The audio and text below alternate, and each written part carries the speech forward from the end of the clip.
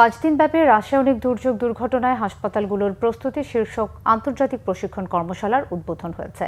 সশস্ত্র বাহিনী বিভাগের প্রত্যক্ষ তত্ত্বাবধানে organisation for the prohibition of chemical ওয়েপন্সের পরিকল্পনায় এবং বাংলাদেশ জাতীয় কর্তৃপক্ষ রাসায়নিক অস্ত্র কনভেনশন এই কর্মশালা বাস্তবায়ন করছে। প্রশিক্ষণে অংশ নিচ্ছে বাংলাদেশ সহ এশিয়ার 10টি দেশের 18 জন প্রশিক্ষণার্থী এবং 6 জন দেশি বিদেশি প্রশিক্ষক।